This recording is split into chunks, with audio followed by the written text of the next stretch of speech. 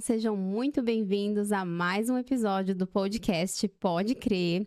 E antes de apresentar a convidada de hoje, não esquece de já se inscrever no canal. Algumas pessoas perguntaram para mim ao longo da última semana como é que se inscreve no canal. Gente, tem um botão aqui embaixo, inscreva-se. É só clicar ali e você já vai estar inscrito e você vai receber as notificações se você ativar o sininho.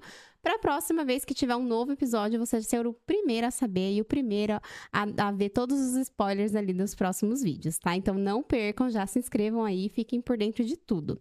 No último episódio, eu entrevistei a minha mãe. Para quem não assistiu, volta lá e assiste, que foi muito legal. É tão bacana, gente, quando a gente entrevista algo próximo da gente, porque às vezes você descobre coisas que você não sabia da sua própria mãe, do seu próprio pai. Já gravei com meu pai aqui também, então foi muito legal. E a convidada de hoje, gente, vocês não têm noção, ela é maravilhosa. Eu vou resumir aqui, tá, o currículo dela. Ela é palestrante, ela é escritora, ela é terapeuta, ela é apresentadora de TV e muito mais. E eu me conecto muito com a história dela. E óbvio que ela é uma pessoa que eu admiro muito, porque ela superou coisas que acho que eu nem seria capaz, talvez, de passar por tudo que ela passou. Mas, como eu sempre falo, né, gente, da nossa maior dor veio o nosso maior propósito e nós vamos falar muito sobre isso aqui hoje. Então, seja muito bem-vinda, Simone Brito. Obrigada, Camila. É uma honra estar aqui no seu programa. Ah, eu que agradeço. É uma honra ter você aqui com a gente. Simone, a gente se conheceu há mais ou menos um ano, eu acho, nos eventos da Lilian, lá da revista Mulheres que Brilham. E desde a primeira vez que eu te vi, né, que eu vi o seu livro também lá da edição que ela fez, eu falei, gente, que mulher é essa? Eu me encantei por você. Então, por isso que eu falo que é uma honra para mim ter você aqui na minha frente hoje, contando um pouquinho da sua história, assistir já algumas palestras suas. E assim, eu não só te admiro como mulher, mas também como empresária. Porque agora que a gente está mais próxima, eu vejo o quanto que você é determinada e corre atrás e batalhadora. E tem muitas mulheres que às vezes ficam ali mais, né, tímidas ali, com medo de se arriscar, de investir. E eu falo, gente, essa mulher não para! Toda vez que eu vejo alguma coisa, você tá com uma novidade. E agora já, né, não vou dar spoiler aqui, gente, mas ela vai contar pra vocês que tem mais coisas acontecendo agora na sua vida. Mas antes de mais nada, Simone, se apresente aqui para quem talvez ainda não te conheça. Fala um pouquinho pra gente quem é Simone Brito e como que você veio parar aí também hoje no ramo, né, para ser terapeuta. Conta um pouquinho pra gente da sua história. Na verdade, tudo começou com o autoconhecimento. A virada de chave. Quando eu entendi que a dor era tão debilitante que eu precisava fazer algo, né? Eu começo contando a história de quem é a Simone, para todo mundo ali entender de onde eu vim. Ótimo. Então, hoje a Simone é psicanalista, é terapeuta integrativa, hipnóloga. Eu trabalho com a hipnose clínica. Que legal. Tenho a metodologia própria, que é a metodologia RTP, Ressignificação de Traumas do Passado, onde eu ajudo pessoas de uma forma mais rápida e clara resolver os problemas do passado que muitas vezes atrapalham nos dias de hoje. Então, seja no relacionamento, seja na parte de o financeiro, o emprego, tudo, o profissional, tudo tá às vezes meio bagunçado e às vezes a pessoa não entende que tem algo a ver lá Acha que o problema é o exterior, né? O problema é o chefe, o problema é o relacionamento, o problema é isso. Mas às vezes são coisas internas, né? Que precisam ser resolvidas, senão a gente acaba repetindo ciclos, A gente repete padrões, muitas vezes dos pais, sem perceber. Olha. E durante muito tempo eu repeti padrões. A Simone foi criada pelos avós, né? Fui pra casa dos meus avós, eu tinha apenas 6 meses. De onde você é? Eu sou nasci em São Paulo, me criei em Assis e hoje eu moro em Itapetininga, já há 15 anos. Mas a história começa, né, com a minha mãe, aos 16 anos se casou. E o meu pai, ele era fascinado por meninos, ele queria filhos homens, né? E a minha mãe teve uma sequência de 4 meninas. Nossa! E isso pro meu pai era terrível. Todas as vezes que a minha mãe tinha uma filha, ele nem ia buscar minha mãe no hospital. Então, minha mãe, né, se separava, vinha pro interior, pra casa da minha avó, e aí ele voltava, buscava minha mãe. Hoje eu entendo que existia um relacionamento narcisista ali, porque hoje eu falo sobre isso. Mas na época não se falava, né? Hoje eu tenho 50 anos, então há 50 anos atrás. E isso foi com todas as vezes que ela teve uma menina. Ele ia, buscava minha mãe na minha avó, trazia pra São Paulo, era outra menina. E isso foi sucessivamente. Teve um menino, ela teve um menino. O único menino nasceu com um problema congênito dele, veio a óbito. Nossa. Então, aos 6 meses de idade, a minha mãe decidiu se separar mesmo. E nós viemos morar com a minha avó. Você é a mais velha, Eu sou então. a caçula. A caçula. É isso que eu quis dizer. Você foi a última. Eu fui a última, sou a caçula. Então, assim, eu via minha mãe uma vez por ano. Minha mãe trabalhava em São Paulo. Meu pai nunca soube data de aniversário, dia das crianças, Natal, Ano Novo. Então, eu nunca tive... Ele não considerou vocês como filhas, Nunca. né? E é interessante que eu me lembro de um momento que é bem forte, Camila. A minha irmã estava para se casar e meu pai apareceu para falar, acertar algumas coisas do casamento. E eu ouvi o meu pai dizendo para minha mãe, eu tinha nessa época, acho que uns 13 anos de idade, eu ouvi o meu pai dizendo para minha mãe, eu nunca quis filha mulher. A minha irmã se casou grávida e ele falou assim, a culpa é sua, né, por ela estar se casando grávida, e eu nunca quis filhas mulheres, né? Então, a culpa de tudo isso é sua. Então, naquele momento, eu já me sentia rejeitada, né? Eu passei uma vida inteira sentindo a rejeição. Mas naquele momento, a rejeição doeu muito.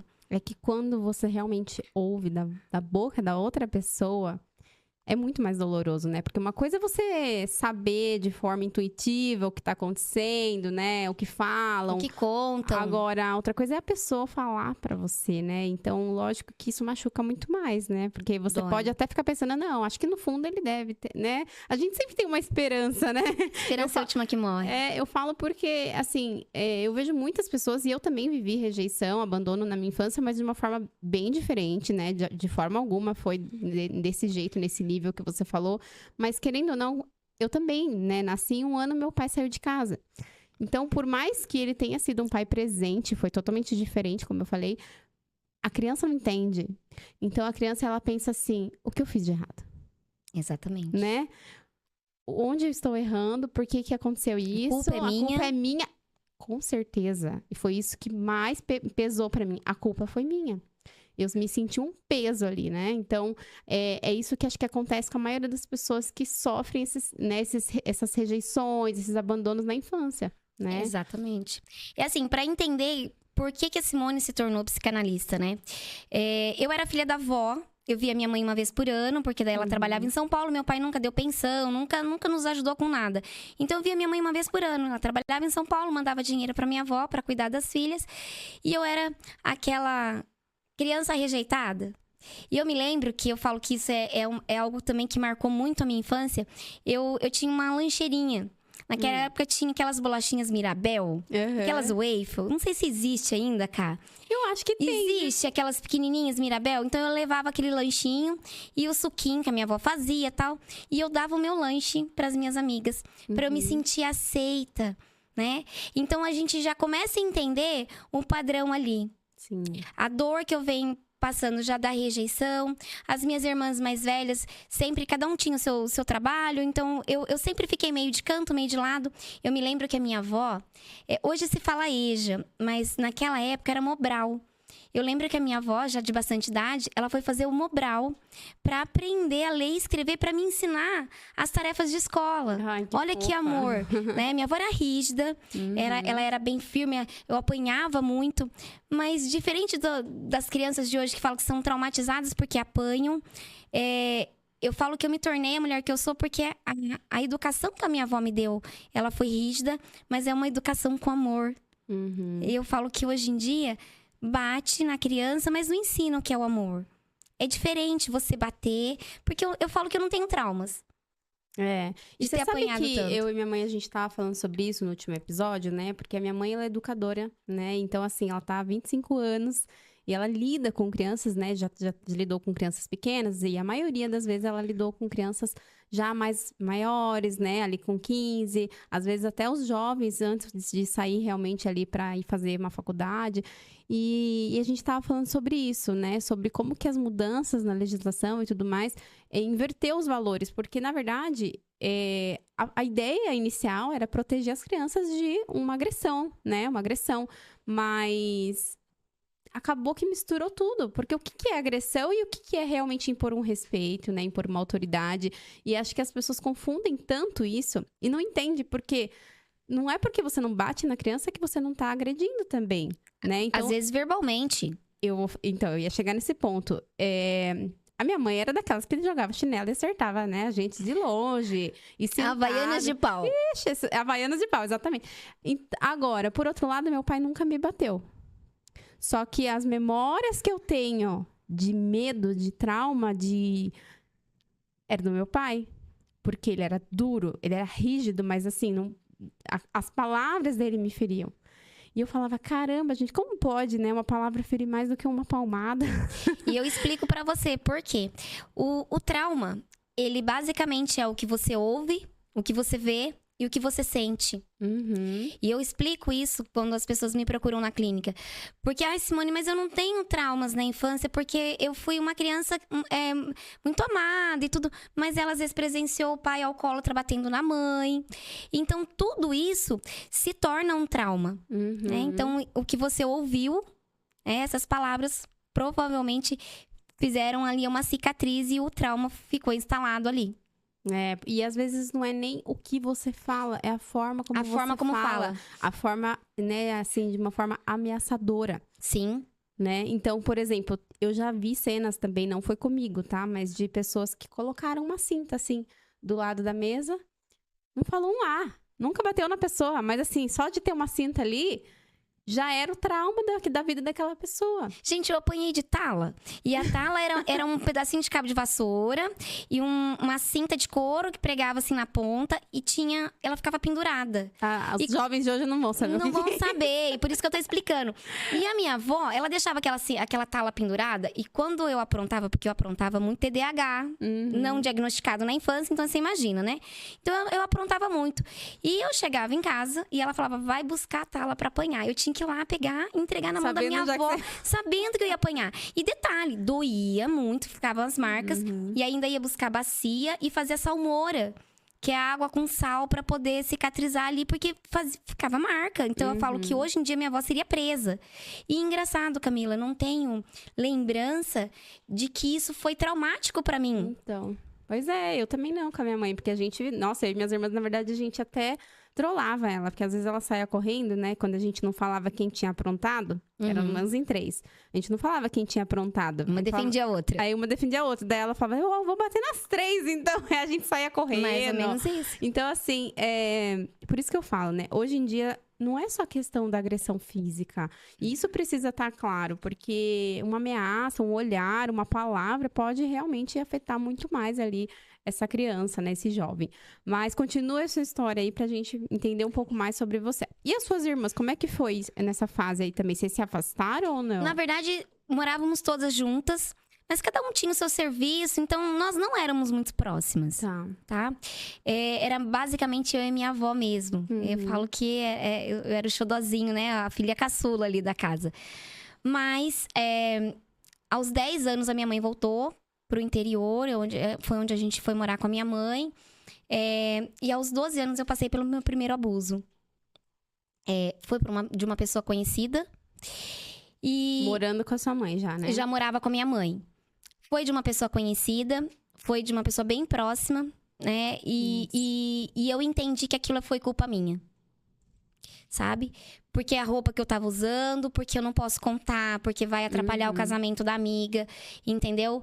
E eu carreguei essa culpa, Camila. E eu acho que isso acontece com muita gente, né, Simone? Muita gente. Porque chega essas pessoas com abuso na clínica e é a mesma história, sabe? Eu entendo que a culpa foi minha. Elas me falam isso. E aí, quando eu falo assim, eu passei por isso e eu sei o que você tá sentindo, porque eu já estive nesse lugar, eu falo que é a hora que eu acolho. Porque não é só ser profissional, mas é você ter passado por tudo aquilo e realmente sentir a dor daquela pessoa quando ela tá contando aquele momento difícil. Esse foi o primeiro abuso. Aos 15 anos, eu tive um segundo abuso, agora de um médico ginecologista. E durante a minha vida toda, praticamente, até eu buscar esse autoconhecimento e ressignificar, Camila, eu realmente entendi que a culpa, mais uma vez, era minha. E você não conseguia falar sobre isso com ninguém? Olha, eu até comentei com a minha mãe, tá? Mas assim, ninguém dá o que não tem, Camila. A minha mãe, ela veio de traumas, porque meu pai era aquela pessoa que tinha as amantes. Meu pai, ele era marceneiro da Globo na época, então ele ganhava muito bem, mas faltava as coisas dentro de casa, quando ainda tinha a família toda. Então, o meu pai sempre foi aquele galinha que tinha as amantes, sabe? Mas que não provia em casa. O nítido narcisista que tem as amantes, que maltrata em casa, que pra sociedade é uma pessoa, em casa é outra, nitidamente. Hoje eu consigo enxergar o narcisismo no meu pai, né? Então, assim, eu mais uma vez entendi que a culpa era minha. Mas quando você falou pra sua mãe, qual foi a reação dela? Então, você foi mulher suficiente pra fazer uma coisa errada aos 15 anos de idade, tipo, tá sujeito a isso. Eu não tive um acolhimento. E o fato de não ter o acolhimento, hoje eu tenho essa compreensão, Camila. Na época, não. Minha mãe teve esse sofrimento, então ela não tinha inteligência emocional para lidar com aquilo. Ela não sabia. Eu fui ouvir um Eu Te Amo da minha mãe. Eu Te Amo Também. Eu acredito que eu já era casada, minha filha devia ter uns 5, 6 anos. Mais ou menos isso. Olha, eu devia ter uns quase 30 anos. Nossa. Quando eu ouvi um Eu Te Amo Também. Mas por quê? Porque meu pai já havia falecido e ela encontrou uma outra pessoa e ela tinha muito amor. Então você vê como quando você encontra a pessoa certa, você ressignifica alguns traumas também. E a gente vai falar muito sobre traumas aqui. O tempo todo a gente vai fazer esse ping-pong de traumas, que basicamente é com que eu trabalho. E eu entendo. Durante muitos anos eu questionei Deus, por que comigo? Mas eu falo nas palestras que hoje eu entendo que ainda bem que foi comigo, porque Deus tinha uma missão pra mim, né? Aos 15 anos passei por esse segundo abuso. Eu já namorava o pai dos meus filhos. Me casei aos 18 anos grávida. E eu não sabia, mas também um narcisista. A gente vai entendendo depois, conforme vai estudando, né? Vai conhecendo. Mas com um problema de alcoolismo, então tinha agressões físicas, verbais, psicológicas, que é o que você estava falando. Nem sempre é agressão física, também tinha, mas as agressões psicológicas e verbais doem e ferem a alma. Nossa. Sabe? Você ouvir... Eu sei porque eu passei por isso também, né? A gente vai falar aqui alguns exemplos, mas, assim... É aquilo que você falou, né? Por que a gente atrai essas coisas pra gente, né? Porque você falou assim, meu pai era narcisista, de repente eu me casei, ou seja, quando a gente casa, a gente faz uma escolha. Alguém te obrigou a casar com ele? Exatamente. Né? Então, assim... A gente tem que começar olha o padrão se repetindo. O padrão se repetindo. E eu acho isso muito doido. Mas, Simone, enquanto você tava falando aí, eu fiquei pensando aqui. Eu falei, gente, a sua mãe, teoricamente, né? Já que seu pai não teve aquela presença, né? Como você gostaria. Mas a sua mãe, né? Apesar de, às vezes, não saber demonstrar o amor que sentia por você. Não soube te proteger de uma agressão que você já estava vivendo ali na infância. O que você diria hoje para uma jovem que talvez esteja passando por uma situação similar e tá com o mesmo medo que você teve naquele momento ou já falou com a mãe e tá sentindo essa culpa dentro dela? Porque eu acho isso muito sério, sabe, Simone? Eu espero, né, nunca realmente ver alguém perto de mim passando por isso, mas eu já vi pessoas, assim... próximas, né, de pessoas próximas de mim passando por uma situação dessa, e a gente só foi descobrir depois de muito tempo, e era assim, o próprio pai. E eu falava, gente, como que... E assim, eu fiquei tão revoltada na época, e as pessoas falam muito sobre isso, né, que não conseguem falar, não conseguem comunicar. E mesmo quando comunica, nada acontece. Eu vejo muito isso em filmes, em documentários, né? De quantas pessoas se calam, porque, na verdade, elas tentaram em algum momento, mas nada resolveu. O que você recomenda hoje como terapeuta para quem tá nessa fase da vida, antes da gente voltar mais pro narcisismo ali? Tá. A primeira orientação sempre é uma adolescente, ainda tá em fase escolar, procura a coordenadora da escola. Procura primeiro esse acolhimento na escola. Porque muitas vezes não é a família que vai te acolher, mas é alguém mais próximo e normalmente é a escola.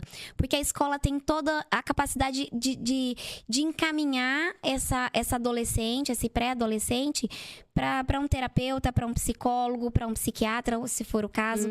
Chamar um conselho tutelar. Então, Nossa, é a escola que vai ser uma maior rede de apoio dessa jovem, né, desse pré-adolescente.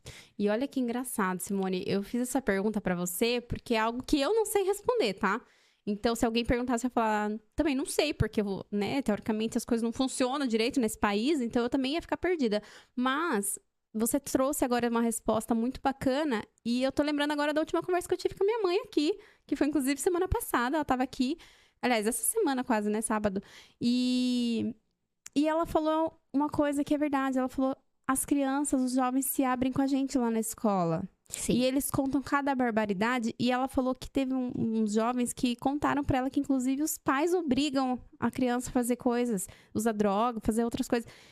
Eu fiquei chocada, assim. Eu confesso que eu tô até agora, assim, meio em choque. E aí eu fico pensando, eu falo, gente, realmente, às vezes a ajuda não vai vir de casa. Muitas vezes não. Infelizmente. Nossa, que triste, não? É muito triste. Enquanto professora também, porque eu sou professora, formada, pedagoga, neuropsicopedagoga, atendi durante 8 anos crianças de AE, né? De educação especial, autistas principalmente.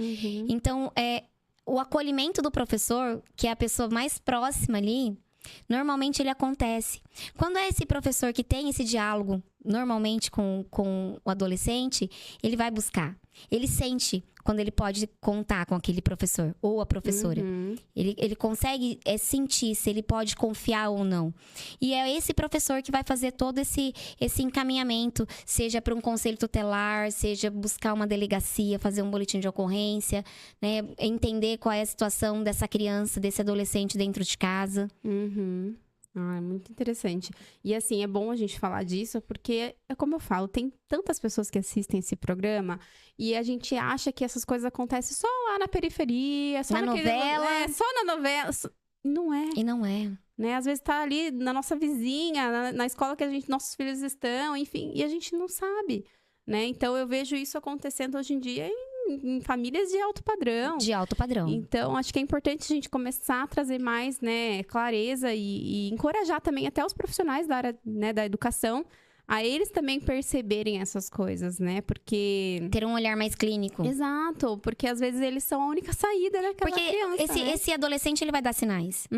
Se é um adolescente que normalmente ele interage bem, se socializa bem com os colegas e de repente fica meio de canto, começa a usar, principalmente quando é menino, tá? Começa a usar aquelas blusas com gorro e começa a manter o gorro sempre ali, sempre no celular, sempre com a mão no bolso e cabeça baixa, não vai mais na hora do intervalo ali, não tá junto com os amigos, tem alguma coisa errada. Então, esse olhar clínico, ele é muito importante. Olha, principalmente nessa primeira fase. Porque quando começa a acontecer esse tipo de agressão, né?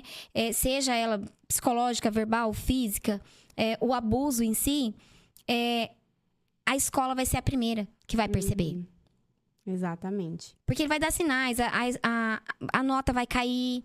Você entendeu, Camila? Sim. Ele não vai conseguir se concentrar, não vai mais fazer as tarefas, sabe? Às vezes vai ficar mais agressivo, vai começar a responder o professor, vai começar a arrumar briga com os colegas. Então, cada indivíduo tem uma forma de reagir. Então, uns vão ficar mais intrusivos e outros vão ficar mais agressivos. Então, o olhar da escola, ele é primordial nesse momento. Excelente. Muito obrigada pelas respostas. E aí, continuando a sua história, né? Você falou que você casou e só depois, eu acredito, que você foi descobrir, né? Que ele era um homem narcisista. Mas antes de casar, como que era o relacionamento de vocês? Porque, assim, Eu lembro que quando eu vivi um relacionamento, assim, tóxico, né? E até então não sabia, nem conhecia essa palavra, narcisista, né? Eu lembro que eu falava assim, eu nunca vou me casar com uma pessoa enquanto não estiver 100% segura. Eu falava isso. E eu realmente não me casei com essa pessoa, né? E eu sempre falava que nunca estava no 100%. Eu sabia que não estava 100%, mas eu continuava ali naquele relacionamento. Agora, você chegou a casar. Como que foi isso? Normalmente, no namoro, ali não é tudo aquilo né, que ele demonstra ser depois. Eu também não sabia sobre o narcisismo. Pra mim, era só a questão do alcoolismo, tá, Cá? Tá. Eu vim entender tudo isso quando eu comecei a estudar e pesquisar, mesmo quando eu me tornei profissional da área. Aí sim, eu fui estudar a fundo e fui compreender, até com relação ao meu pai, tá? Mas tinha indícios.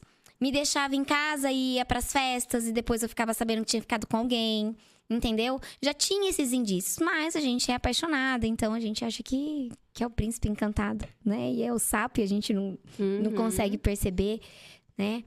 Mas, ó, voltando um pouquinho, antes de eu me casar, quando eu tinha 15 para 16 anos, meu pai ficou doente. E aí, não tinha mais dinheiro, ninguém mais queria cuidar. E a minha mãe aceitou ele de volta. Olha que história. Mentira. Isso eu não conto na palestra, porque nunca dá tempo, né? A história ela é tão comprida que a gente vai escolhendo algumas partes. Mas o meu pai voltou pra casa. E imagina uma adolescente de 15 anos, 15 para 16 anos, já havia passado pelo abuso, colocar uma pessoa estranha dentro de casa. Nossa. Então, assim, eu não conseguia andar com uma roupa curta perto do meu pai, eu não me sentia à vontade. E ele era aquela pessoa que ele mandava. Não tinha uma conversa, assim, não tinha diálogo. Ele mandava e você tinha que obedecer. Então, eu tinha muitas brigas com o meu pai. Eu falo que a gente ficava 2 dias conversando e 10 dias brigado, sabe? Até que eu me lembro que no dia do aniversário da minha mãe, eu tinha 17 anos. Eu cortei a minha mão. Eu tenho uma cicatriz aqui. Eu cortei a minha mão. Fazendo pizza pro aniversário dela. Tava, né, meu ex-marido, que até então meu namorado, tava ali junto e tudo. Foi a primeira vez, Camila, que eu vi o meu pai preocupado comigo. Foi a primeira vez que eu senti verdadeiramente um cuidado. Então foi ele que me pegou, me levou pro pronto-socorro e tudo. E a minha família, a família da minha mãe, sempre foi muito de pedir benção. E eu peço até hoje benção pra minha mãe e pros meus tios. E eu pedia benção pra minha mãe na hora de dormir, mas eu não pedia benção pro meu pai.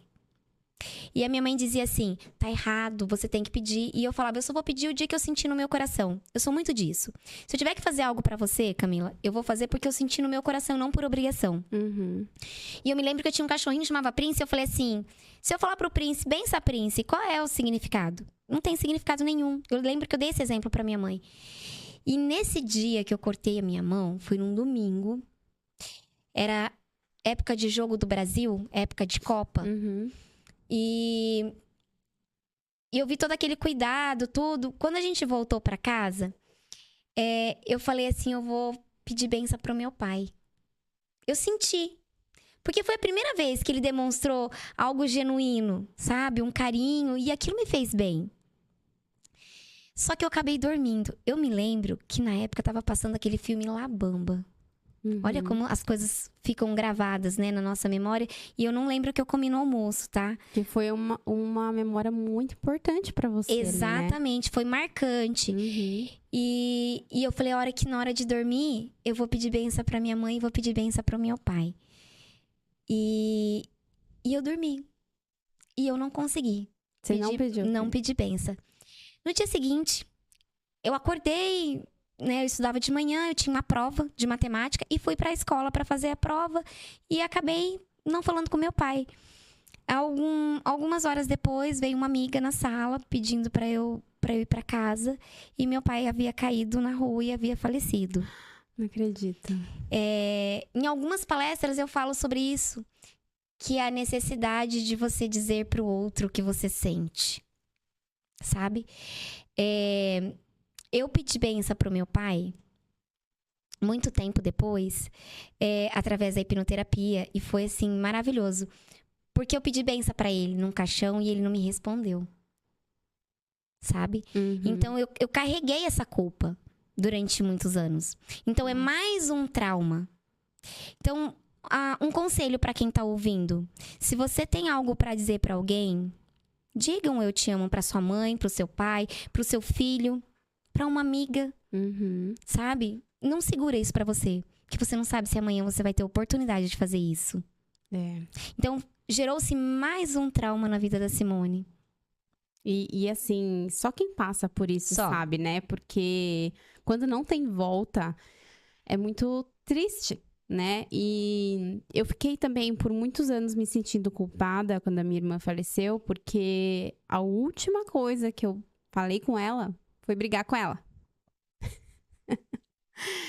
Porque a gente era meio estúpida nas brincadeiras uma com a outra, sabe? E eu xingava ela, zoava ela. E assim, não foi uma briga. Mas foi uma forma de falar meio arrogante, sabe? E depois ela faleceu. Na verdade, sim, não foi logo na seguida, né?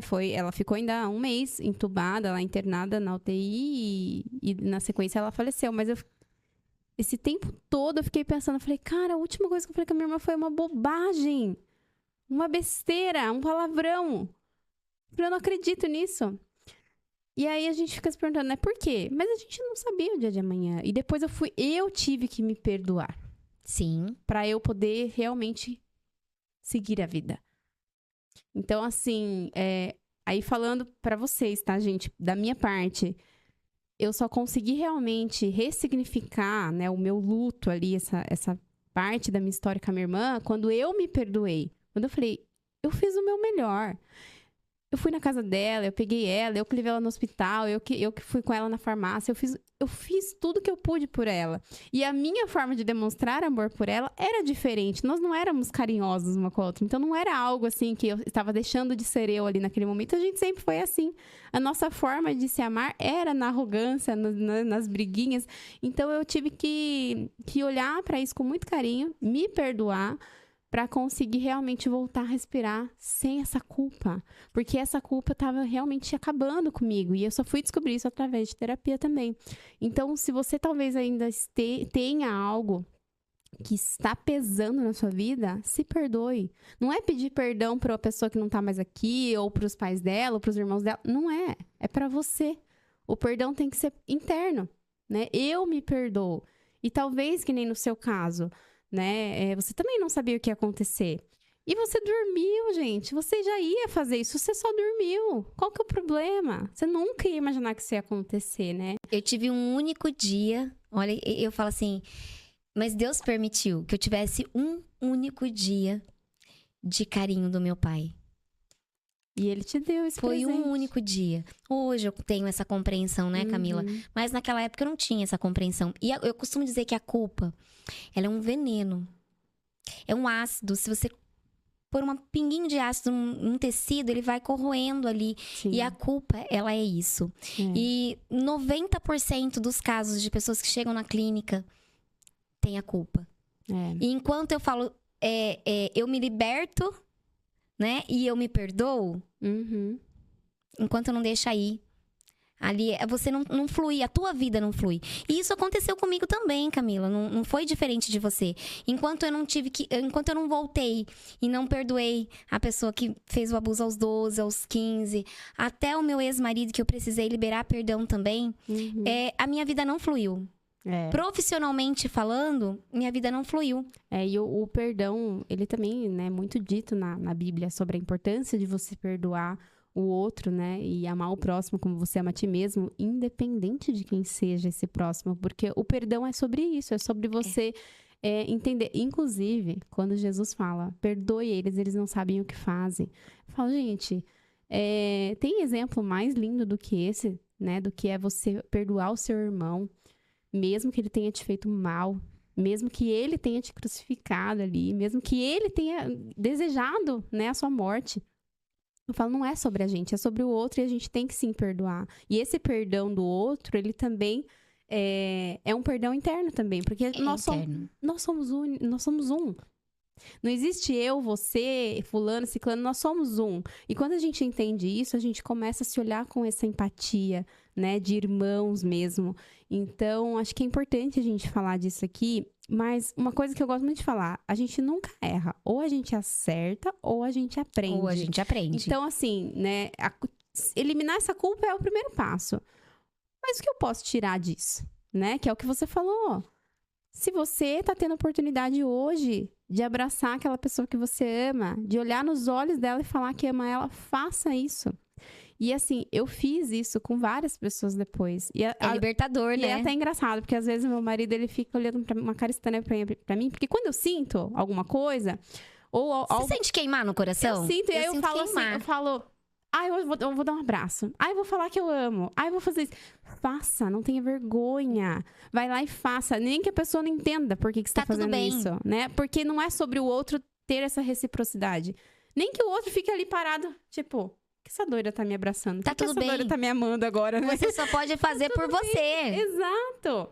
Mas assim, não deixe de fazer isso pelo outro, tá, gente? Então, acho que é muito lindo a gente falar sobre isso aqui, porque é uma oportunidade das pessoas talvez demonstrarem ali, né, esse amor tão genuíno, que às vezes fica guardadinho ali só pro Dia das Mães, só pro Dia dos Pais, só pra Não. Natal. E eu falo, gente, pra quê? Pra que esperar? E pra quem tá assistindo agora, pega o telefone, manda uma mensagem, faz Dá um uma ligação. pausa aí, né? Faz uma ligação, sabe? É importante, Camila. Como eu falei, a gente não sabe o dia de amanhã. E é um trauma que você vai carregar pro resto da tua vida se você não aprender a ressignificar, não aprender a lidar com isso, Sim. né? Agora, voltando lá pro meu relacionamento, foram 12 anos, né? Então, eu me lembro de uma frase que marcou muito. Foi quando eu decidi realmente que eu iria me separar. Você é uma ótima mãe, mas como mulher, pra mim, você não serve mais. Nossa. O nosso... Fazia quanto tempo já que você tava 12 casada? anos. 12 anos. E continuou a frase. Foi assim: o nosso casamento tá uma bosta. O nosso casamento tá uma porcaria. Eu respirei fundo. Eu olhei pra ele e falei assim: olha, eu não vou dizer que o casamento está uma porcaria, como você está dizendo, mas eu não estou feliz. E se você está dizendo pra mim que você também não está feliz, é o momento de cada um seguir sua vida. Uhum. Eu sou nova, você é novo, então cada um segue seu rumo. Eu tinha 31 anos, né? Então, assim, cada um segue seu rumo e tá tudo bem. E como ele tinha bebido, gaguejou, foi tomar banho, foi dormir, não tocou no assunto. No dia seguinte, eu me lembro que a minha mãe estava em casa. Eu cheguei do trabalho, minha mãe já estava em casa. Ele trabalhava um dia sim, um dia não, ele estava em casa, acolheu minha mãe e tal.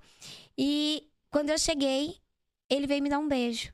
Como se nada tivesse acontecido. Bom, pra quem se relacionou com narcisista sabe como é. Só quem se relacionou com narcisista vai entender.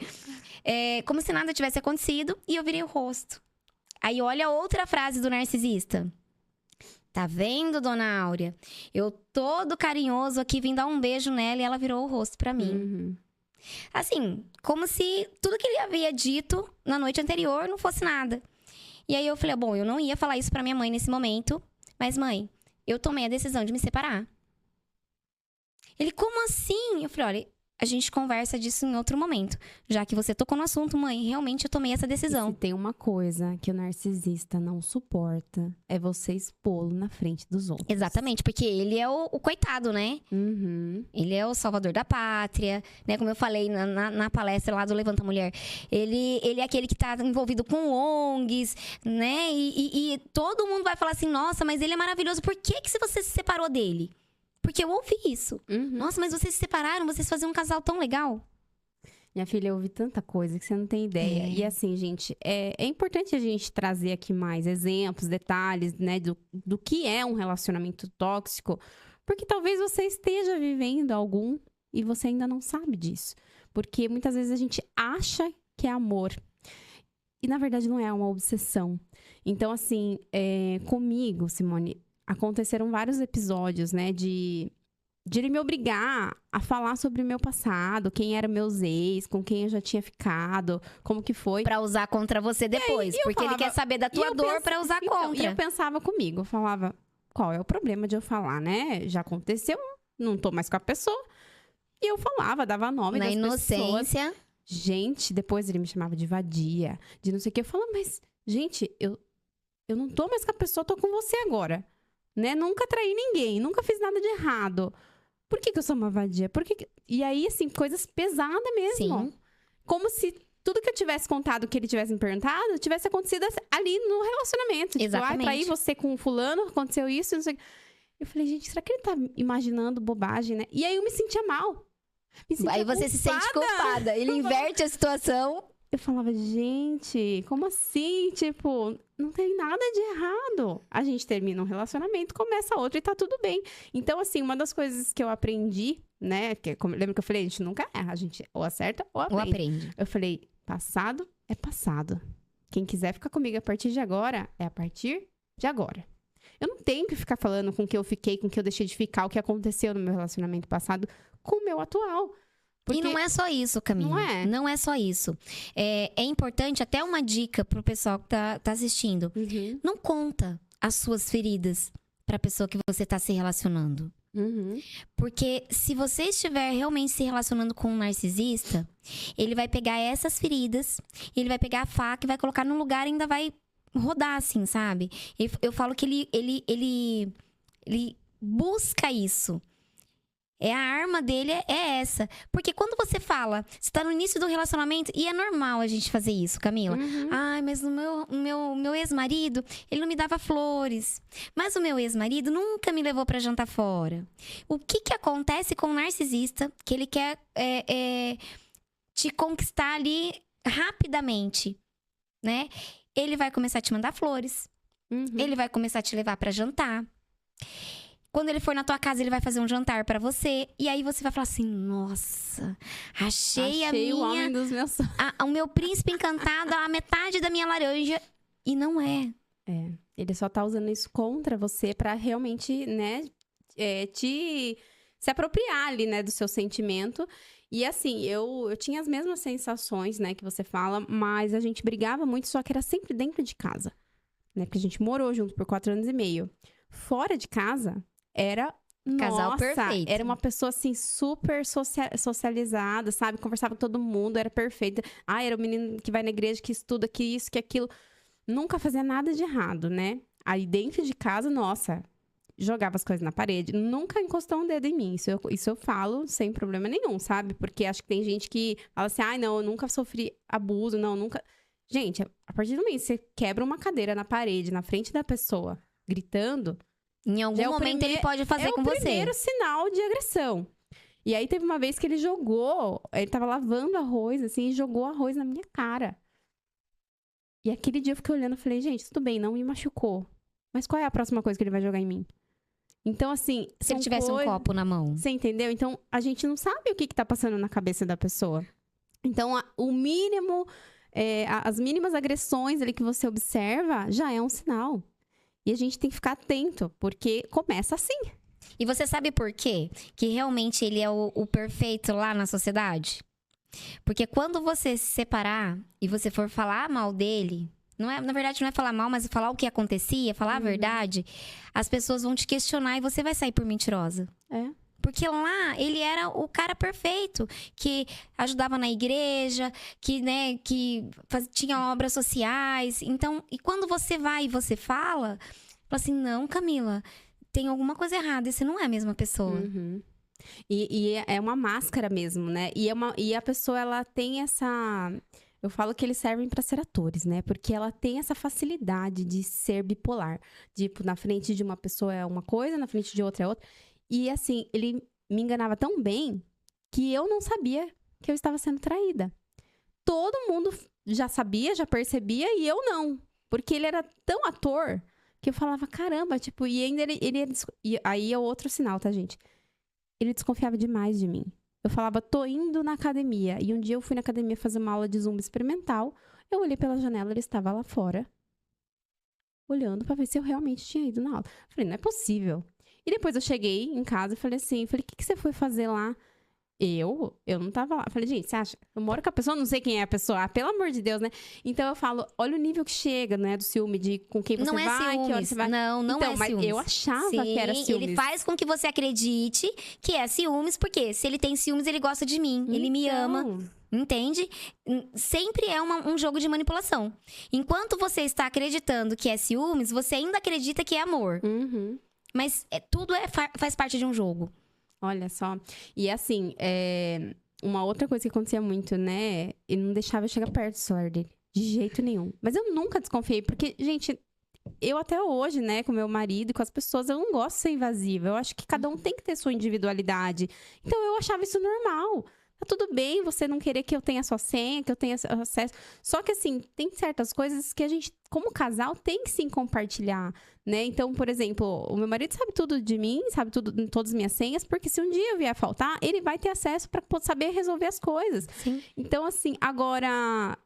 Era tanto medo, acho que, de eu pegar o celular, que toda... Nossa, era assim, né? Quase que faltava... É que não era igual a mulher, né? Mas a gente põe no peito. Eu falava, gente, como assim, né? Não larga o celular pra nada. Vai no banheiro, não larga o celular. E não que, né, todas as pessoas que façam isso estejam mentindo pra você. Mas depois eu fui perceber que isso era um dos sinais também. Porque eu falava, gente, não deixava eu chegar perto do celular, sabe? Porque todo narcisista, ele tem uma vida paralela. Uhum. Isso é muito comum. Eu ainda não conheci nenhum caso de todas as pessoas que já trataram comigo sobre isso. Ou até nos relatos, não conheço ninguém que não tenha o problema da traição. Porque junto com o transtorno, Camila, existe um outro transtorno que ele é sexual. O narcisista, ele tem um desejo muito aflorado e ele não se satisfaz só com a esposa. Isso é uma outra característica. E eu cheguei a ouvir isso dessa pessoa. Porque ele falava assim, essas todas não significaram nada pra mim. Eu falava, mas você isso... que eu amo. Mas eu falava, isso é o que mais dói. Porque, tipo assim, né? Quer dizer, você me machucou por nada. Entendeu? Porque eu já tive um outro relacionamento que ele separou de mim e, na sequência, ficou com uma melhor amiga minha. E estão juntos até hoje. Acho que casaram, nem sei se tem filhos ou não. Eu falo, cara, eu fico feliz. Porque eu falo, pelo menos, né, realmente era sincero. Eles gostavam um do outro. Agora, quer dizer que você me traiu com um monte de gente por nada, né? Tipo, só por tesão, enfim. Então, eu falo, gente, são coisas que... E independe se a mulher é bonita ou feia, tá? A mulher pode ser a mulher mais linda do mundo. É uma necessidade... basicamente biológica mesmo dessa questão da traição. E não é só uma pessoa, Camila. Os relatos, o que a gente estuda muito é que são várias mulheres. Eu ouvi de uma pessoa narcisista, eu tratei um casal, tá? E eu ouvindo o marido, ele falou assim pra mim, viu, mas pra mim não significa nada. É como se eu entrasse numa loja, olhasse um chocolate na vitrine, pegasse aquele chocolate, eu como o chocolate e jogo aquele papel no lixo e acabou. Exatamente com essas palavras. Mas existe tratamento pra isso, Simone? Camila, existem teorias, tá? O transtorno narcisista não tem cura. Porém, o narcisista, ele não quer se curar. Então, se existe um tratamento, a base para o tratamento é ele querer, ele desejar se tornar uma pessoa melhor. E aí a gente fala assim, só da parte ruim do narcisista. Mas vamos entender um pouquinho, porque senão as pessoas falam assim, nossa, mas agora todo mundo virou narcisista. Esse narcisista, ele sofre também em silêncio. Porque esse transtorno, ele vem muitas vezes de um lar onde ele teve uma mãe, um pai narcisista, normalmente passou por um abuso, normalmente aquela criança que ficou esquecida e isolada. Então, pessoas feridas ferem. Né? Pessoas feridas ferem. Então, ele desenvolveu um transtorno, né? A Simone, eu sou fibromialgica. Por conta de todos os meus traumas, eu desenvolvi. Foi um gatilho para eu desenvolver a fibromialgia. Tem cura? Não tem cura. Tem tratamento. Eu busquei tratamento e hoje já tem um bom tempo que eu não tenho crise. Sinto dores? Sinto. Mas não tenho crises. Agora, o transtorno de personalidade narcisista, ele não vai ter cura. E ele não vai ter o tratamento porque ele próprio não quer. Porque se ele quisesse, poderia amenizar, Camila. Mas ele não se arrepende do que ele faz. Você entende? Sim. Então, assim, existem tipos de narcisista. Então, tem aquele que ele é cruel mesmo e que ele vai fazer aquilo pra te magoar, pra te machucar, pra te ferir. Tem aquele que é mais agressivo, tem aquele que é o sonso que quando ele vê que ele fez mal pra você, ele fala assim, agora eu vou me matar. É mais ou menos isso. Eu já vi todos esses perfis que você falou, Você né? entendeu? De colegas, de pessoas próximas. E por que eu te perguntei se tem como tratar, né? E tudo mais? Porque o que eu mais ouço e ouvi, inclusive, quando era comigo, é que a pessoa ia mudar, né? Ele falou, não, eu prometo que eu vou mudar, eu prometo que eu vou, né? Me perdoa. Faz parte do jogo. E não sei o quê. Então, e aí, o que acontece, né? Eu tô falando isso porque eu tenho amigas que até hoje não conseguiram sair dessa situação. Porque elas acreditam na mudança. Então, por isso que eu falo, será que existe mudança? Pode existir. Eu falo que nada nessa vida Principalmente é se tiver na pedra, a religião envolvida. Então. Se tiver religião envolvida, ela vai morrer acreditando que foi só dessa vez ele vai mudar. E eu percebo isso mesmo na igreja. Até porque eu acho que muitas religiões, né, tratam o casamento como algo realmente ali, né, que é de Deus. E aí você fala assim... Eu não posso me separar. Eu não posso me separar. Então, né, se Deus nos uniu... Agora eu faço uma pergunta, Camila. Deus quer que a gente sofra? Então... E o Elton Earl, não sei se você conhece, eu adoro seguir ele. E ele fala, será mesmo que ele era a sua alma gêmea? Porque a pessoa fala, mas é minha alma gêmea. Será mesmo? Será mesmo que é isso que Deus quer pra você? Sim. Né? Deus te fez uma pessoa perfeita pra quê? Pra você deixar alguém vir aqui e destruir sua vida? Então, assim, tem muitos valores invertidos também dentro das religiões. Então, eu falo por experiência própria, né? Eu vi isso acontecer dentro de casa. Quando meu pai traiu a minha mãe e eles se separaram, quem não podia entrar na igreja era a minha mãe. Tá vendo? O quê? Como assim? E desde então, eu tenho uma certa barreira com muitas religiões. Em algumas religiões. Eu falo, gente, eu tenho a minha crença do que é Deus, de como o universo funciona, e eu acredito em algo maior, e eu tenho essa fé, né? E muitas coisas boas acontecem na minha vida. Mas eu me afastei de muitas pessoas que são, assim, extremamente religiosas, de religiões... Extremistas, né? Porque eu falo, gente, até quando as pessoas vão ser cegas? Porque essa é a palavra, a gente fica cega. A gente fala assim, né? A gente acha que tá fazendo certo, acha que tá fazendo isso porque, né, esse é o caminho de Deus. Mas, na verdade, gente, todos nós merecemos ser felizes. E se a alegria não está na nossa vida, algo está errado.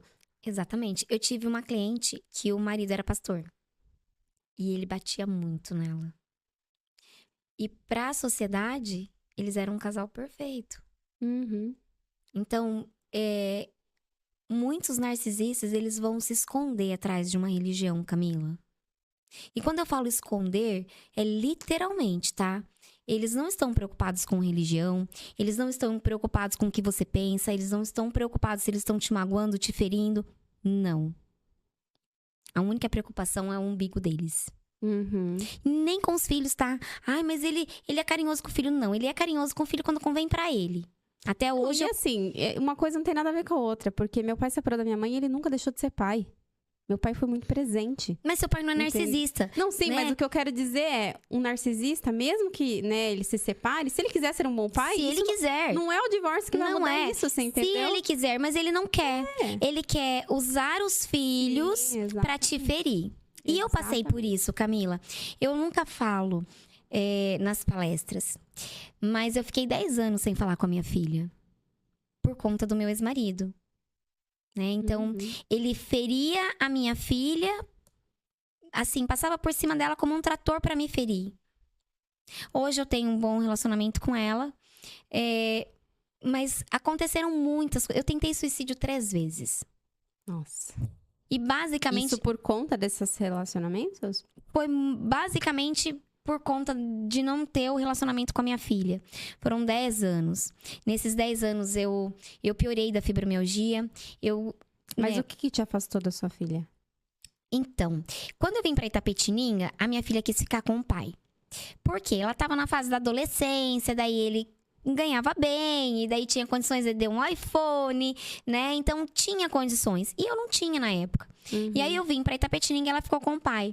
E aconteceu algo bem importante, bem significativo. Eu só não vou abrir aqui porque é uma coisa dela. Claro. Mas que, enquanto mãe, eu liguei pro pai dela e falei, olha, tá acontecendo isso, isso, isso, e você precisa ficar de olho.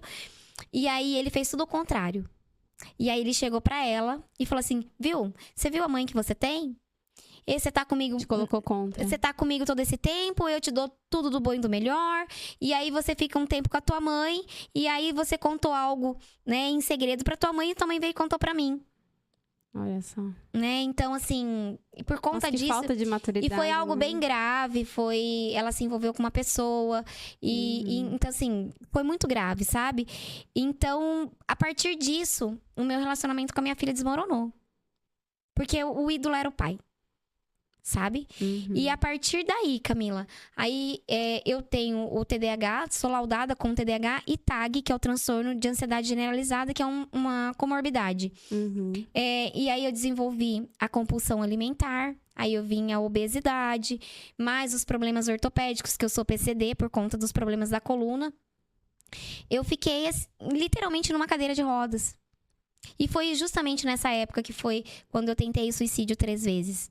Nossa, olha como que o nosso corpo reflete nossas emoções, né? E aí, eu ouvi de um médico. Eu cheguei numa cadeira de rodas, no meu neurologista, que fazia o acompanhamento da fibro, né? E eu tomava antipilético, remédio pra dormir, remédio pra ansiedade, remédio pra depressão. Isso, tudo tarja preta. E eu cheguei numa cadeira de rodas. E eu lembro que eu cheguei bem debilitada.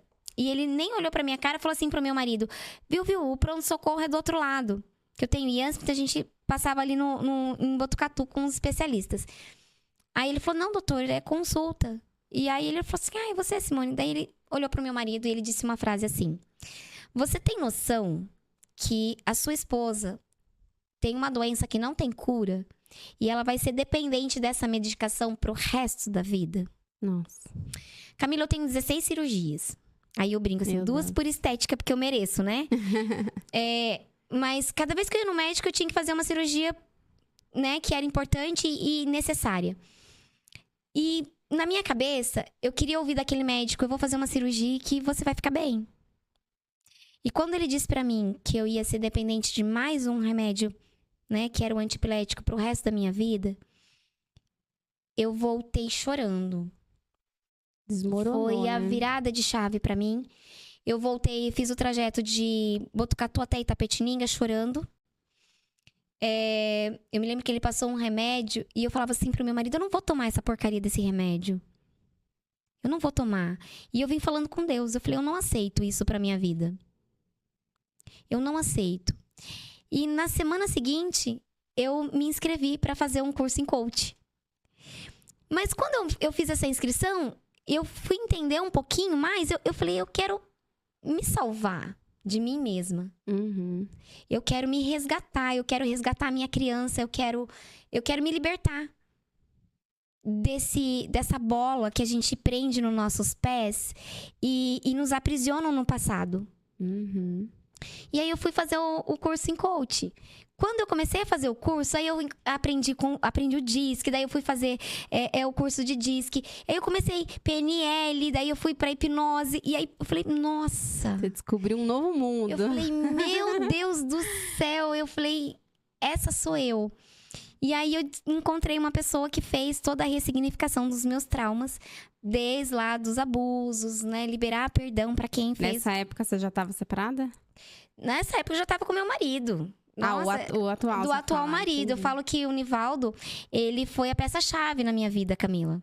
Eu falo, a Simone de hoje não estaria aqui se não fosse propósito de Deus e o amor que o Nivaldo tem por mim. Você conheceu meu marido ali no cruzeiro e eu falo muito sobre isso. Ele tá sempre comigo. Manda sempre... um abraço pra ele ali, um beijo. Nivaldo, ó, um abraço, amor, beijo. Depois eu faço um agradinho, ele sabe. Então, assim, é a pessoa que é parceira mesmo, sabe? Ele sempre acreditou em mim, Camila. Eu fui fazer minha primeira pós-graduação quando eu já estava casada com o Nivaldo em 2014. Mas eu me formei na faculdade em 97. E eu não conseguia fazer uma pós-graduação. Por quê? Porque eu tinha que ajudar em casa e meu ex-marido pegava o dinheiro e gastava com bebida. Olha a inversão de valores. Quando eu me casei com o Nivaldo, ele falou assim, viu, eu preciso muito fazer essa especialização. Todas as minhas tenho 8 pós-graduações voltadas para a área de educação inclusiva. Eu falei, eu preciso muito fazer uma pós, que sempre foi meu sonho. Ele falou, vai e faz. Aí eu terminei e falei assim, nossa, surgiu uma vaga de uma pós assim, falou, vai e faz. Ele nunca falou pra mim, olha, não tem dinheiro pra fazer. Ai, então ele fofo. sempre foi aquele que me estimulou e falou assim, ó, se joga.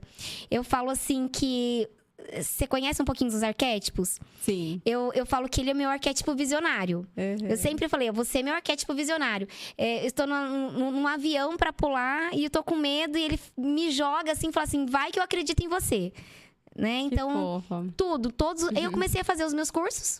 E olha a diferença, né? Desculpa te cortar, mas assim, o narcisista, ele também tá sempre ali com você, quer estar sempre com você, te agradando, te mimando, só que é diferente, né? Porque na verdade ele só quer. Não é genuíno. Ele quer você aqui, ó, na asa dele, né?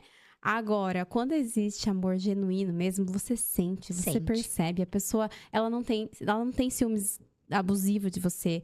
Ela tá ali porque ela realmente te apoia. Eu vejo ele com você nos eventos, que nem hoje. Agora, nesse momento, ele não está aqui. Então, se fosse uma pessoa narcisista, provavelmente porque ele tá no médico. Já ia estar aqui. Não, então, mas eu vejo ele com você nos eventos todos. Pra te apoiar. Pra, tipo, o que você... Aí eu lembro que lá na imersão da Levanta Mulher, ele falava assim, aonde que eu posso colocar o microfone da Simone? Então, ele tava preocupado em te ajudar. Sim. E não com quem você tava falando, como você estava vestida, entendeu? Não. Então, assim, é muito diferente. É importante a gente falar isso, porque as pessoas confundem. E as falas, Camila? O Nivaldo sempre assim, eu acredito em você e vai dar certo. E eu ouvi muito do meu ex-marido. Eu tive muita dificuldade em passar em concurso público. Hoje eu entendo que por conta de um TDAH. O que eu leio, se eu ler em pensamento, eu não vou lembrar o que eu li. Eu tenho que ler em voz alta. Então a gente vai desenvolvendo estratégias, né? E habilidades. Mas na época eu não sabia de um TDAH e eu não conseguia passar nos concursos. Eu era a melhor professora eventual. Mas eu não conseguia passar no concurso, então eu fazia grupos de estudo e eu via todas as professoras que se formaram comigo, já eram coordenadoras, diretoras, estavam no estado e eu não. E quando eu ia fazer um concurso, ele falava assim, você vai fazer outro concurso? Você é burra, você não vai passar mesmo.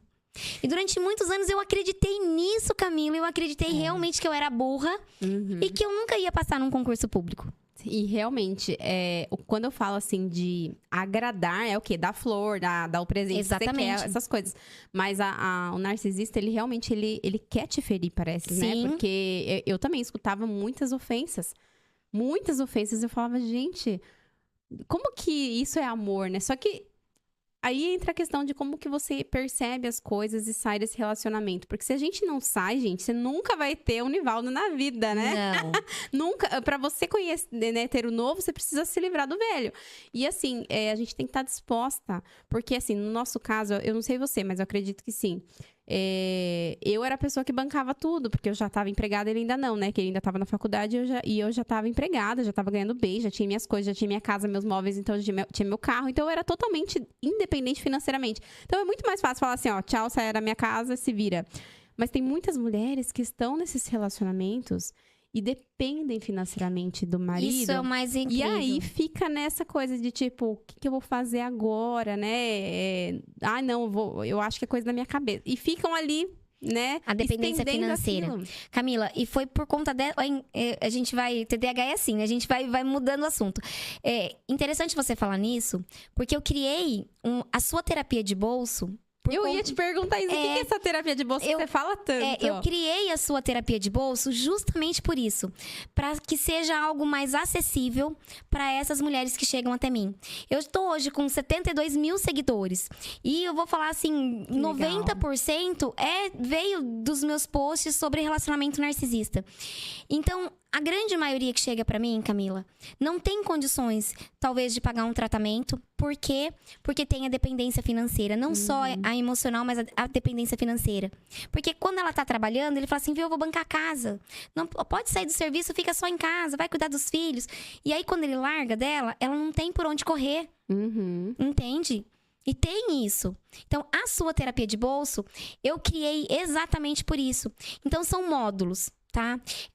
Depressão, ansiedade, fibromialgia, TDAH e relacionamentos abusivos, tóxicos, narcisistas. Por quê? Porque eu entendo que quem passa por um relacionamento narcisista vai ter sequela. E aí desenvolve depressão, desenvolve ansiedade. Muitas vezes a fibromialgia, porque chega muito pra mim. E assim, por eu ser fibromialgica, eu começo a conversar com a pessoa. Aí eu falo assim, você sente dor aqui? Eu não sou médica, mas eu sei. Por isso que eu falo que eu sou terapeuta integrativa. Eu falo, olha, procura um reumatologista. Tem sinais aqui, alguns pontos, que pode ser que seja uma fibromialgia. Mas então a terapia de bolsa, ela é um curso gravado seu? É como se fosse um curso. Não chega a ser um curso, porque um curso é quando você finaliza esse curso. E a sua terapia não. Você tem acesso ali por 1 ano, mas você tem acesso a técnicas de terapia cognitivo-comportamental, que é o TCC. Então, basicamente, ele é voltado para terapia cognitivo-comportamental e a psicologia positiva. Então, lá dentro do relacionamento narcisista, aconteceu alguma coisa... Qual é a técnica que eu preciso usar que vai me ajudar a lidar com isso? Então, na verdade, não é um curso. É basicamente uma terapia mais acessível, só que online. Eu falei uau, tava esquecendo dos uaus pra te entregar, você já mereceu vários. Uau. Gente, que incrível, porque assim, é importante a gente falar sobre isso, né? Porque imagina você ter que pedir dinheiro pro seu marido, seu namorado tóxico, pra pagar uma terapia pra se livrar dele. Não vai rolar, né? Então, assim, ter algo acessível é libertador. É libertador. Incrível. Depois, gente, depois eu vou deixar aqui, tá? O Instagram da Simone.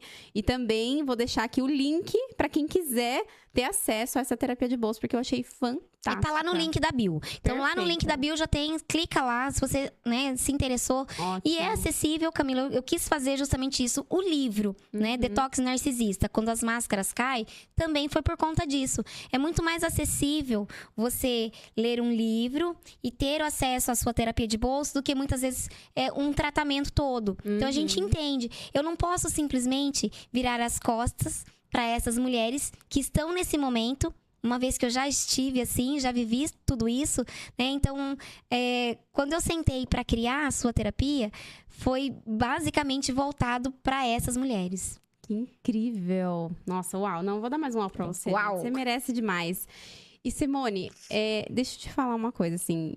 Né? Você fez tantas coisas, tantas mudanças na sua vida por conta do que você viveu, do que você passou, né? Então, eu vejo que você se preocupa com o outro porque talvez você não teve esse acolhimento, essa inteligência emocional para se defender lá atrás. E hoje você é escritora também, né? Você acabou de falar do seu livro aí incrível, que a pessoa consegue ler e já identificar, talvez, ali, né? Só toma cuidado aonde você vai ler o livro, porque isso pode virar uma briga feia. Então, assim, né, com cautela ali, se for ter acesso ao seu livro e ainda estiver num relacionamento, ter que tomar esse cuidado mesmo, porque infelizmente essas pessoas são agressivas. E você também é palestrante, né? Então, você leva esse conteúdo para as pessoas. É você realmente mostrar a verdade. Mas eu imagino que você deva sofrer muitas agressões também da outra parte. De tipo... Quem é você, mulher? Como assim? Você é a culpa da minha mulher ter separado de mim? Acontece isso com você? Acontece. E como que você lida com isso? Esse tempo atrás eu postei um vídeo e fui muito criticada. Muito criticada. Não vou lembrar qual é o vídeo, mas eu fui muito criticada. E a pessoa é uma evangélica e ela dizia assim, uma mulher... Viu? Vai procurar uma louça pra lavar, porque eu acabei excluindo os comentários, porque ficou muito feio. Vai lavar uma louça, porque Deus não quer... O que a gente estava falando da separação. Deus não quer que os casais se separem. Né? O casamento, a união, ela é pra sempre. E você está separando os casais. Foi um vídeo que tinha uma moça se casando e o rapaz humilhou ela no casamento? Foi. Eu vi. Caramba, gente. Então, assim... Como pode as pessoas, né, acharem isso ruim? Você estava ali, na verdade, mostrando a realidade. Eu sou bem sincera, Camila. As pessoas, quando me procuram, eu falo, olha, você quer que eu te ajude a resolver a situação? Eu não vou ficar passando a mão na cabeça do meu cliente. Né? Ela entende que ela está na relação. Só que quando ela me procura, ela sabe, ela já entendeu pelos meus vídeos. E ela fala assim, Simone, os seus vídeos, de vez em quando eu posto uns comentários que eles me mandam no direct. Simone, esse vídeo salvou minha vida. Esse vídeo fez com que eu entendesse que eu estava realmente num relacionamento narcisista. Então, ela já entendeu, através do meu conteúdo, que ela está num relacionamento narcisista. Porém, ela não tem coragem de sair. Uhum. E eu entro nesse momento. Quando ela fecha uma mentoria terapêutica comigo, que é um processo de 10 sessões, começo, meio e fim, ali eu vou usar tanto a hipnoterapia, quanto a psicanálise e a terapia. E aí eu falo assim, olha, eu vou direcionar. Você precisa de um advogado? Eu tenho um advogado especialista em relacionamentos assim. E precisa, né? Exatamente. Precisa então, mesmo. eu tenho um advogado aqui. Não sei se pode falar o nome dele, que é o Thiago Lopes. Então, ele fala assim, Simone, eu sofro de ver o sofrimento das minhas clientes. Então, eu indico, né, os clientes pra ele. Olha, então agora você precisa fazer um boletim de ocorrência. Ó, não conta pra ele que você tá guardando dinheiro. Então, eu vou norteando, eu vou orientando durante todo esse processo de terapia. Sim. Sabe? Então, eu vou literalmente... É isso que você quer? Eu preciso, Simone, eu preciso me separar porque eu não aguento mais. Então, tudo bem. Me dá a sua mão. Uhum. Eu vou caminhar junto com você. Mas é necessário que você tome as decisões que devam ser tomadas. Porque não adianta você falar, eu quero. Ela sai de casa, ou ele sai de casa. Daqui a pouco fala assim, Simone, voltei. Uhum. Entendeu? E assim, Simone, o que eu acredito, né? Nós passamos por tudo e a gente hoje tem um propósito tão grande que a gente não pode se abalar com as críticas, né? Com essas influências, né? Que a gente sabe que são influências do mal que tem aí na internet, porque às vezes as pessoas, elas realmente não estão ali pra ajudar ninguém. Elas só querem criticar, só querem julgar. E nós temos que ter muita maturidade e sabedoria pra saber lidar com isso. E quanto mais a gente cresce, né? E você já tá com 79 mil seguidores lá. Quanto mais a gente cresce, mais incomoda muita gente. E o que eu tô percebendo? Que tem muito mais gente nas redes sociais apontando, julgando, criticando do que apoiando. Mas nós não podemos deixar com que essas pessoas parem a gente. De forma alguma. Porque assim, se há algo ainda, né, uma esperança de que a gente possa ter um mundo melhor, essa esperança somos nós. Exatamente. Então a gente não pode deixar que nada nesse mundo seja maior que a gente. E antes da gente, né, a gente já tá quase finalizando aqui, gente, mas assim, antes da gente começar a gravar, a gente tava ali nos bastidores falando sobre os bebês reborns, né? E aí a gente tava falando, gente, como que as pessoas conseguem achar que uma boneca realmente é uma criança? E isso também é doença, gente. Não tem como você falar que isso é normal. Só que se a gente fala isso, que nem eu tô falando isso agora, daqui a pouco vai ter um comentário ali nesse vídeo falando assim, não, que vai porque eu vou te criticar. processar, Exatamente. que não sei o quê. Eu falo, gente, em que momento os valores se inverteram nesse nível de as pessoas que estão ali mostrando a verdade, trazendo verdade, realmente te limpando ali, né, as lentes do seu óculos e falando, ó, querida, essa é a situação, o que você quer pra tua vida? Isso ou isso? Não, deixa suja aqui, não quero que ninguém limpe. Se é uma opção da pessoa, ok, mas assim, eu percebo que as pessoas estão muito, né, querendo brigar e discutir por coisas tão banais. E esse negócio do bebê reborn, gente, eu não vou nem falar mais aqui, senão acho que daqui a pouco eu que tomo uma ação aqui com esse podcast, mas... Tá em alta, você né? entende que o nível que a gente tá chegando, Simone? Mas o que acontece? Eu vou dar a minha visão enquanto psicanalista, tá?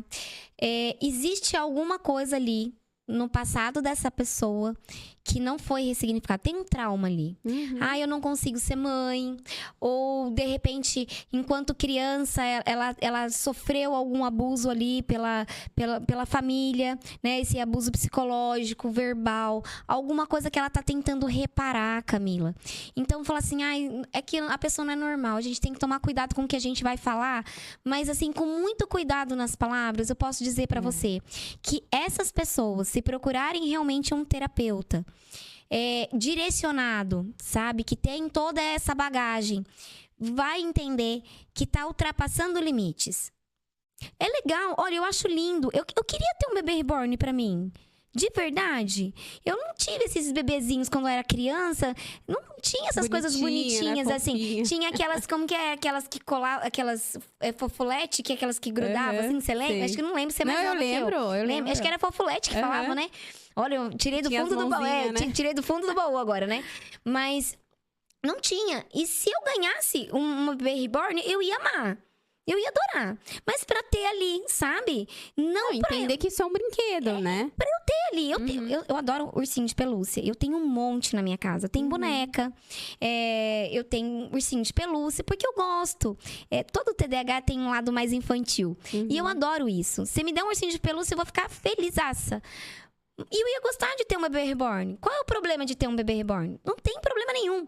O problema é você realmente acreditar que esse bebê, que essa boneca é um bebê de verdade. A ponto que eu ouvi agora esses dias nas redes sociais, um advogado falando que estavam entrando um processo de guarda compartilhada com bebê. Gente, por favor.